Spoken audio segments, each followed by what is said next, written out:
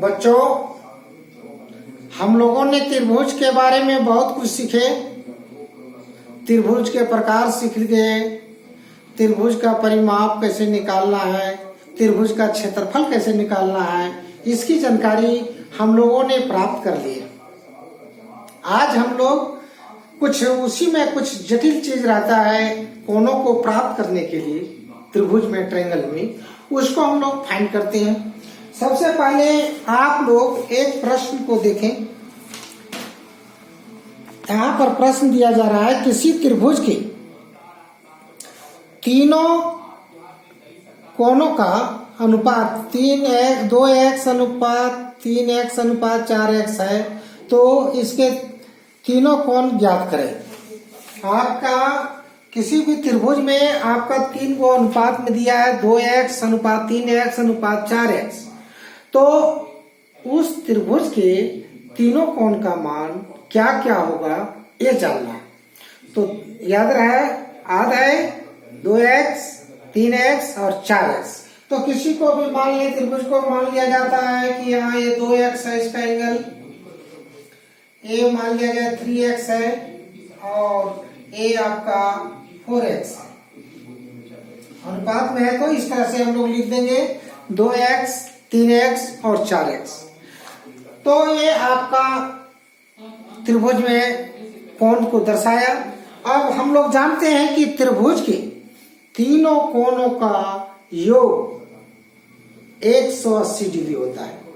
त्रिभुज के तीनों कोणों का योग 180 डिग्री। तो यहाँ पर हम लोग लिख सकते हैं कोण ए प्लस कोण बी प्लस कोण सी इक्वल टू 180 डिग्री। आप ऐसे लिख देंगे। उसके बाद हम लोग क्या करेंगे, यहाँ पर देखेंगे कोण ए कितना है 2x, तो यहाँ पर 2x बैठाएंगे, फिर प्लस बी कितना कोण है 3x, तो 3x बैठाएंगे, प्लस सी कितना 4x, तो 4x लिखेंगे और इक्वल टू 180 डिग्री लिखेंगे। अब हम लोग क्या करेंगे, इस सबको जोड़ देंगे, 2x और 3x 5x और 4x 9x हो गया हम लोगों का, इक्वल टू 180 डिग्री। अब x का मान हम लोग का निकल जाएगा 180/9, यानी इसका जगह 20 आ गया 20 डिग्री। अब बच्चों x का निकल गया तो a निकाल दो, a इक्वल टू कितना हमारा है 2x, तो यहाँ पर 2 इंटू हम लोग को 20 आया है, 20 बैठा देंगे, यहाँ आ गया 40 डिग्री। और कोण B हमारा क्या है 3x, तो कोण B 3 इंटू डायरेक्ट लिखेंगे 3 इंटू 20, चूंकि x का मान हमारा 20 आया है, वो हो जाएगा हमारा 60 डिग्री। और एंगल C हम लोग भी निकाल लेंगे, 4x है तो 4 इंटू 20 यानी 80 डिग्री।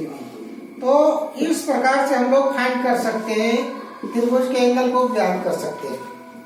नेक्स्ट क्वेश्चन है बच्चों, किसी समकोण त्रिभुज के न्यून कोणों का अनुपात 2x अनुपात 3x है, तो दोनों न्यून कोणों का मान बताएं। तो हमारा यहाँ पर देख रहे हैं एक समकोण त्रिभुज है और इसमें 2x अनुपात 3x इसके न्यून कोणों का है। ये समकोण त्रिभुज है। समकोण त्रिभुज का मतलब यहाँ पर 90 डिग्री ऑलरेडी है।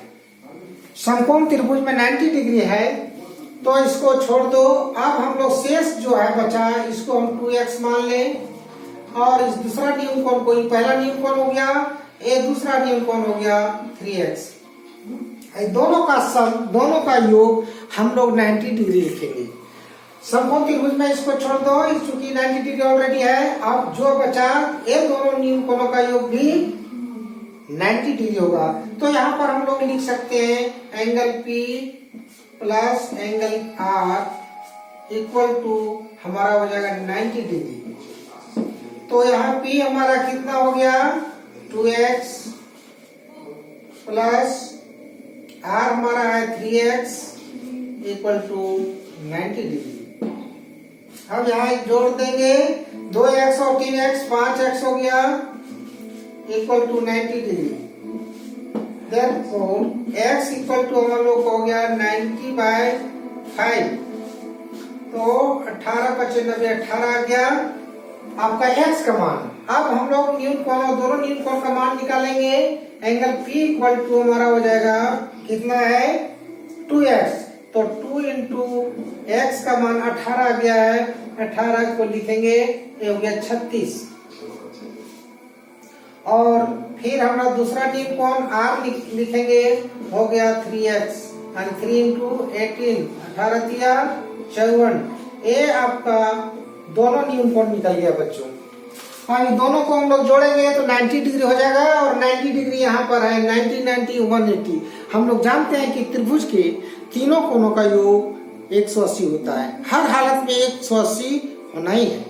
त्रिभुज में अगर कोई कहे कि 180 से ऊपर त्रिभुज बनेगा कि नहीं, तो नहीं, कम में भी नहीं बनेगा और अधिक में भी नहीं बनेगा। इसलिए याद रहे हर संभव माने हर स्थिति में त्रिभुज के तीनों कोणों का योग 180 डिग्री होता है। तो बच्चों आप लोग जान गए होंगे, क्वेश्चन लोग तो बनाने के लिए सीख गए थे, परंतु यहाँ पर हम लोग इस तरह के प्रश्न आपके परीक्षा में बहुत आते हैं अनुपात में त्रिभुज में कोण निकालने के लिए। तो इसको समझ लें, 2-3 बार इस वीडियो को देखें और समझें। धन्यवाद।